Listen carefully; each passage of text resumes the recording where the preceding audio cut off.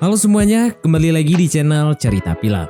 Di video kali ini, saya akan merangkum sebuah film basah-basahan berjudul The Forbidden Depths yang dirilis pada tahun 2021. Jadi, film ini mengisahkan seorang pria yang dilahirkan sebagai pemuda yang harus menjadi seorang pemuda. Maksudnya gimana bang? Yuk mari kita simak alur ceritanya.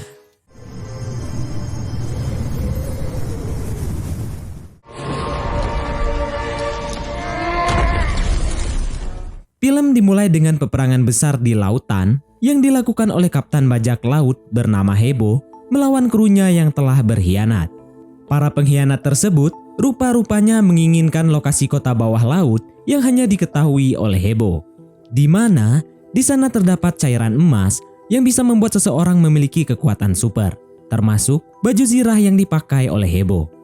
Karena tak ingin mereka memiliki kekuatan, Hebo pun menolak untuk memberitahu dan lebih memilih bertarung sampai mati melawan para krunya. Hebo lalu menciptakan kabut iblis yang sangat dingin untuk menyerang mereka. Namun, belum sempat melawan lebih banyak musuh, Hebo malah ditembak oleh salah satu krunya tepat di depan putra Hebo yang masih kecil.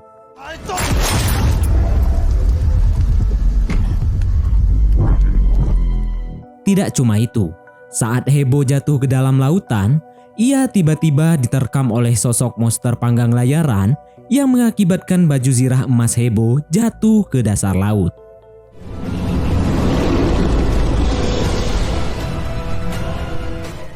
Singkat cerita, 17 tahun kemudian, kita diperlihatkan desa nelayan yang mayoritas penduduknya sangat damai dan ramah. Penduduk itu disebut sebagai suku Tanka. Di saat itu juga, para nelayan Tanka melakukan pencarian harta karun yang kebetulan sekali hari itu terdapat pusaran angin di atas lautan. Karena menurut cerita, jika ada pusaran angin, pasti di bawahnya terdapat harta karun yang sangat banyak.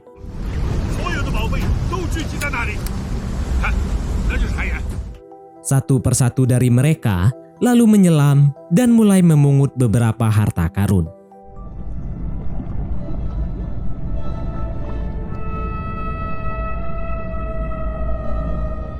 Namun, salah satu pemuda yang bernama Beng Haiseng malah menyelam lebih dalam dan tak sengaja menemukan setelan baju zirah emas milik Hebo. Saat Haiseng memungut sekeping emas, tiba-tiba emas itu mengeluarkan asap dan masuk ke dalam tangan Haiseng. Tak hanya itu, Haiseng juga bisa menciptakan pusaran air ketika memegang kepingan emas tersebut. Di waktu yang sama, monster layaran tiba-tiba muncul dan mengintari tubuh Haiseng. Sementara itu di permukaan, sebuah kapal bajak laut terlihat dari kejauhan dan mulai menyerang kapal pria suku Tanka. Tuan Long yang merupakan ayah Haiseng tentu saja mulai khawatir dengan putranya yang belum juga muncul. Ia pun akhirnya memutuskan menyelam ke lautan untuk menyusul putranya. Untungnya Long berhasil menemukan Haiseng. Akan tetapi sebelum kembali ke kapal, Tuan Long tiba-tiba dimakan oleh monster layaran yang membuat para pemuda memilih untuk kembali ke desa. Sedangkan Haiseng ditangkap oleh para bajak laut.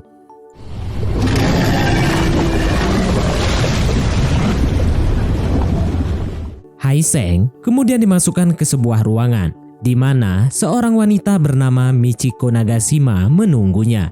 Michiko lalu melihat tato Haiseng yang menggambarkan sebagai anggota bajak laut. Tapi Haiseng membantah kalau ia bukan bagian dari bajak laut dan asli orang Tanka. Haiseng mencoba melawan, namun wanita itu memiliki pisau mekanisme tersembunyi di bagian tangan kirinya. Michiko juga menemukan kepingan emas yang ditemukan oleh Haiseng yang membuatnya tambah tertarik dengan cairan kental yang dimiliki oleh Haiseng.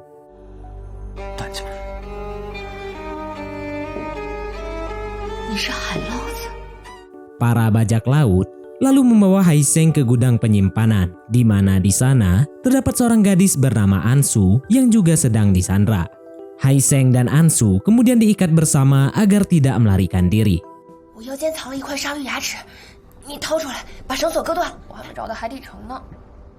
Ansu lalu menawarkan Seng kerjasama agar bisa kabur dari kapal.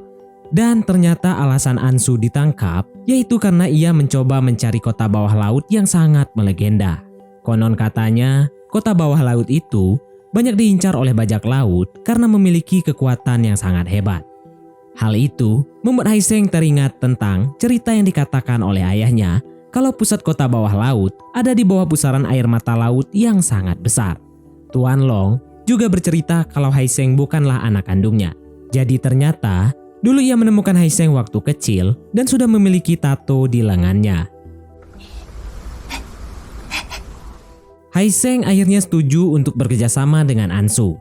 Dan yang membuat Ansu senang karena Seng juga berasal dari suku Tanka.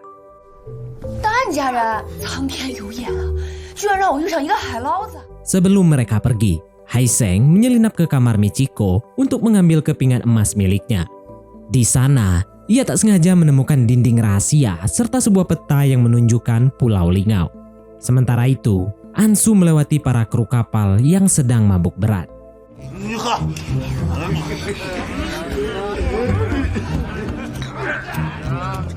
Ansu akhirnya berhasil menyelinap keluar dan mencapai sisi perahu. Sayangnya, Ansu kehabisan akal yang membuatnya dikepung oleh para kru bajak laut. Untungnya, Haiseng muncul tepat waktu dan menyeret Ansu ke lautan. Namun, saat keduanya naik ke atas perahu kecil, tiba-tiba anak panah melayang hingga mengenai punggung Haiseng. Ternyata pelakunya adalah Michiko. Ia lalu menegur para krunya dan bahkan melempar salah satu kru ke lautan karena membiarkan dua sandranya melarikan diri.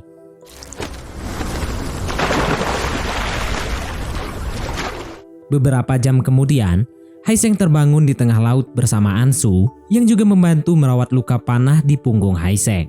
Haiseng lalu menunjukkan kepingan emasnya ke Ansu yang membuatnya terkesan dan mengklaim kalau ia sering melihat corak kepingan emas yang sepertinya berasal dari pulau tempat tinggalnya. Pulau itu ialah Pulau Lingao. Ansu juga mengungkapkan kalau di Pulau Lingao ada pintu gerbang menuju kota bawah laut. Mengetahui hal itu, mereka pun akhirnya sepakat untuk pergi ke Pulau Lingao guna menemukan kota bawah laut yang sangat legendaris. Sebelum mencapai Pulau Lingao, mereka harus melewati kabut iblis yang dibuat oleh Kapten Hebo. Kabut itu terbentang sejauh bermil-mil dengan suhu yang teramat dingin. Tapi untungnya Ansu sempat mencuri 2 botol ramungan bunga lili yang dipercaya bisa menambah panas dalam tubuh. Mereka kemudian perlahan masuk ke kabut hantu yang sangat dingin hingga membuat Haiseng hampir tak sadarkan diri. Singkat cerita, Haiseng tiba-tiba terbangun dengan suara pria yang sedang berdebat dengan Ansu. Tapi Haiseng tak langsung bangun. Ia kembali terlelap dan kembali sadar setelah beberapa jam kemudian. Saat melangkah keluar rumah, Haiseng menemukan dirinya sudah berada di Pulau Lingao yang dipenuhi dengan penduduk yang sangat damai. Ia disambut oleh seorang pria bernama Tuan Wu yang telah menyembuhkan luka Haiseng. Usut punya usut, Tuan Wu ini terkenal sangat cerdas dan sering memberikan penduduk lain obat-obatan. Tuan Wu dan Ansu kemudian mulai membahas kepingan emas yang dibawa oleh Haiseng. Di sana, Tuan Wu memberikan Haiseng buku diari kuno milik sang raja bajak laut yaitu Hebo. Di mana di situ ada corak pola yang sama seperti kepingan milik Haiseng. Dan ada juga tulisan yang memberitahu kalau pintu masuk kota bawah laut ada di bawah kapal. Tak mau menunggu lama, mereka bertiga pun langsung ngebolang mengelilingi pulau. Perjalanan panjang itu membawa mereka melewati pantai, hutan, dan bahkan mendaki gunung. Sementara itu, Michiko terlihat mendapat surat yang dikirim melalui burung merpati. Entah apa isi surat tersebut, yang pasti Michiko segera menyuruh anak buahnya untuk menghentikan semburan api di kapalnya dan menuju ke Pulau Lingao. Keesokan harinya, Tuan Wu, Ansu, dan Haiseng sampai di sebuah puncak gunung. Di mana Haiseng tak sengaja melihat bukit yang mirip dengan kapal. Haiseng juga melihat lubang gua di bawahnya yang sudah pasti itu pintu masuk ke kota bawah laut. Ketiganya lalu pergi ke lubang tersebut dan mulai menyelam ke dalamnya. Saat hampir mencapai dasar laut, Haiseng menemukan celah bawah air dan berenang melewatinya.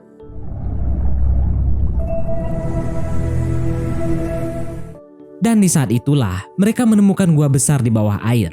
Di dalam gua itu, mereka juga menemukan tali dan obor yang sudah pasti kalau gua itu sudah dihampiri oleh manusia. Ansu kemudian perlahan mulai turun menggunakan tali dan menjatuhkan obornya untuk melihat kondisi di bawah goa. Singkat cerita, mereka pun akhirnya sampai di dasar lubang, tapi tiba-tiba Tuan Wu dengan buru-buru memperingati Haiseng dan Ansu bahwa ada arus air yang masuk ke dalam, dan hal itu pun membuat tangan Haiseng refleks menahan arus air dan tak sengaja mengubahnya menjadi es. Tuan Wu akhirnya menemukan semacam lantai dengan ukiran peta seluruh lautan yang diyakini peninggalan dari Raja Bajak Laut, yaitu Hebo. Di dalam peta tersebut juga tergambar letak lokasi kota bawah laut. Tapi di samping itu, Ansu masih terkejut dengan kemampuan Haiseng tadi dan mulai bertanya-tanya, siapa sih sebenarnya si Haiseng ini? Mendengar pertanyaan itu, Haiseng pun mulai ingat tentang masa lalunya dengan seorang pria bersetelan emas. Ternyata Haiseng ini anak kandung dari Hebo. Dan ini bukan pertama kalinya Haiseng masuk ke gua ini. Ansu yang sangat membenci bajak laut pun kecewa dengan Haiseng karena merasa dibohongi. Di waktu yang sama gempa muncul di sekitar gua dan dengan segera Ansu pun keluar dari gua tersebut. Sementara Tuan Wu mencoba menghentikan Haiseng yang ingin mengejar Ansu. Ia lalu mengaku ke Haiseng kalau nama aslinya adalah Sada. Ia juga dulu merupakan salah satu anak awak kapal Hebo. Sedangkan nama asli Haiseng ialah Hei Dongseng. Sada kemudian mengajak Haiseng untuk menjadi bagian komplotannya dan menemukan kota bawah laut karena yang bisa membuka pusaran mata air besar hanyalah Haiseng. Tapi Haiseng sepertinya tidak tertarik dan pergi untuk kembali ke daratan. Saat sampai di daratan, Haiseng mendapati seluruh warga Lingao sudah disandra oleh Michiko dan krunya. Ketika Sada datang, tiba-tiba Michiko serta krunya berlutut.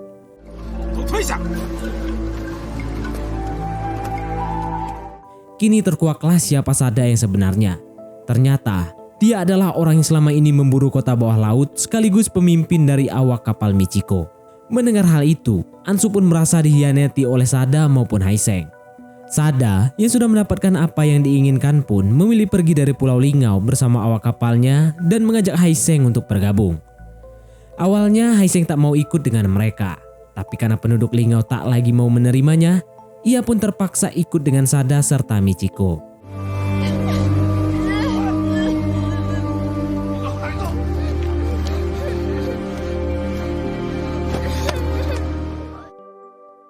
Kedatangan Haiseng di kapal Sada kemudian disambut oleh para awak kapal dengan hormat. Sada kemudian mulai bercerita tentang kepingan emas milik Haiseng yang ternyata adalah bagian dari setelan jirah milik ayahnya, yaitu Hebo. Haiseng lalu menanyakan ke Sada bagaimana Hebo bisa meninggal, yang kemudian dijawab tanpa ragu bahwa Sada sendirilah yang membunuh Hebo. Ia mengaku kalau dulu banyak awak kapal yang meninggal selama perjalanan mencari kota bawah laut. Namun saat sudah ketemu, Hebo malah menyimpannya sendiri dan berencana untuk menghancurkannya dengan alasan kedamaian dunia. Karena hal itulah banyak awak kapal yang memberontak dan akhirnya Sada membunuh Hebo dengan pistolnya. Akibat kelakuan Sada itu pun, Haiseng harus hidup menjadi yatim piatu dan dijauhi oleh teman-temannya karena memiliki tato bajak laut. Haiseng pun meluapkan amarahnya hingga memecahkan akuarium di belakangnya.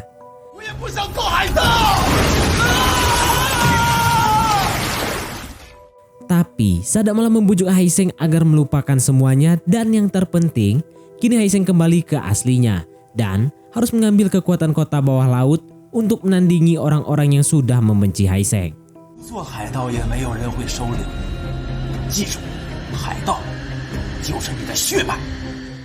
Kita kembali lagi ke Pulau Lingao, di mana mereka melakukan pemakaman untuk kepala pulau yang kemarin diserang oleh kru Michiko. Ansu yang kini menjadi kepala suku kemudian pergi ke suku Tanka. Disinilah terungkap kalau Tuan Long ternyata masih hidup. Kedatangan Ansu ke sini yaitu untuk meminta agar warga suku Tanka membantunya mengejar kapal Sada dan menghentikan mereka sebelum mencapai kota bawah laut. Tapi kebanyakan dari mereka menentang ide ini karena terlalu berbahaya. Tuan Long kemudian menenangkan Ansu dengan mengatakan kalau Haiseng menganggap suku Tanka adalah rumahnya. Jadi ia akan pergi menjemputnya meski kondisi Haiseng selamat atau tidak. apapun yang terjadi, Hai Seng tetaplah putranya. 我都要接他回家，他却一直当这里是他的家。 Sementara itu, di kapal bajak laut, Hai Seng kini sudah menerima kenyataan dari mana dirinya berasal. Ia mulai mengenakan setelan bajak laut dan membuka pusaran mata air besar untuk awak kapalnya. Bersamaan dengan itu, sebuah kapal nelayan menuju ke arah mereka. Tapi mereka meremehkan kapal itu dan tak memperdulikannya. Kapal nelayan itu lalu mulai mendekat dan ternyata itu adalah teman-teman Hai Seng dari suku Tanka yang memintanya untuk pulang. Namun Hai Seng malah menolak. Sampai akhirnya terlihat dari kejauhan puluhan kapal lain menuju ke arah mereka. Kapal-kapal itulah yang membawa Ansu ke hadapan Hai Seng. Dan disusul dengan Tuan Long yang membuat Hai Seng terkejut karena mengira ayah angkatnya sudah meninggal. 我以为你海兽没有吃到你，还把爹顶上了水面。 Saat Hai Seng memeluk Long, tiba-tiba Sada menembak Tuan Long dari belakang. 走。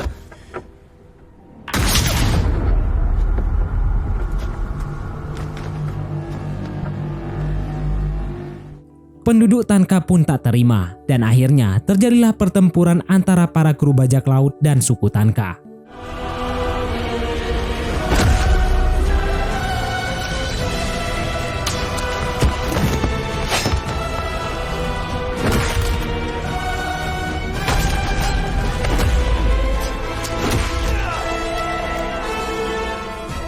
Di tengah pertempuran itu, Sada malah bersiap untuk menyelam ke kota bawah laut. Sedangkan Hai Seng mulai ingat dengan kejadian terbunuhnya Hebo, di mana saat kejadian itu, Hai Seng bersembunyi di sebuah tong dan ikut terjatuh saat ayahnya tenggelam. Sebelum akhirnya ia ditemukan oleh Tuan Long. Dari sinilah Hai Seng kembali ke pihak Tanka dan akan melawan balik Sada. Sementara itu di tengah pertempuran, Michiko mengambil kesempatan untuk membunuh Ansu. Namun sebisa mungkin Hai Seng mencoba melindungi Ansu, sampai akhirnya monster layaran melompat melalui atas kapal dan melahap Michiko.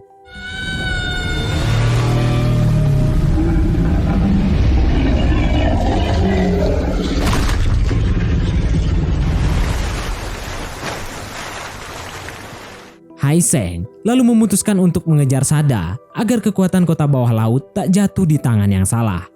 Hai Seng kemudian masuk ke dalam laut dan melewati pusaran arus sampai akhirnya tiba di kota bawah laut. Saat sampai di sana, Hai Seng mendapati kalau Sada sedang menyerap kekuatan di kolam emas. Kekuatan dahsyatnya itu pun mulai muncul. Ia mengubah lautan maupun daratan menjadi es yang sangat dingin. Bahkan, Hai Seng juga menjadi lemah karena suhu dinginnya mencapai minus 100 meter Celcius. Tetapi hal itu tak membuatnya menyerah begitu saja. Ia perlahan berjalan dan mencoba menghancurkan pilar kekuatan. Namun sayangnya, kekuatannya tak cukup kuat untuk menghancurkan pilar besar tersebut. Alhasil, Sada yang melihat itu pun melempar Hai Seng sejauh mungkin yang membuat Hai Seng tak sadarkan diri sambil menggenggam kepingan emas di tangannya. Beberapa saat kemudian, kepingan itu tiba-tiba meleleh dan cairan emasnya menyerap di tangan Hai Seng.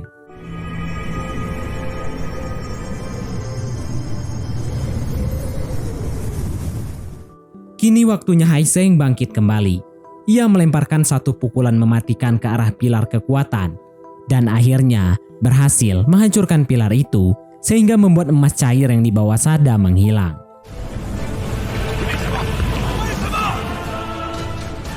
Begitu pula dengan Sada yang tertimpa runtuhan pilar kekuatan sampai meninggoy.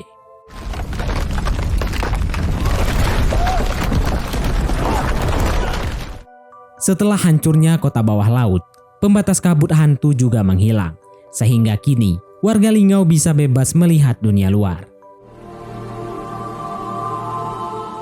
Kapal bajak laut juga kembali naik ke permukaan bersama dengan harta karun untuk para penduduk Tanka. Meskipun begitu, mereka berduka karena Hai Seng tak ditemukan. Lalu tak lama kemudian, Hai Seng akhirnya muncul ke permukaan dan bergabung kembali dengan Ansu. Dan film pun tamat. Mungkin sampai di sini saja teman-teman untuk alur cerita film kita kali ini. Terima kasih buat teman-teman yang telah mengikuti alur cerita film ini sampai selesai. Like jika kalian suka film ini, serta jangan lupa untuk share video ini ke teman-teman lainnya. Dukung channel ini dengan cara subscribe channel ini, agar channel ini bisa lebih baik lagi dan dapat terus menyajikan konten-konten untuk mengisi waktu luang kalian semuanya. Sekian dari saya, sampai jumpa di konten berikutnya.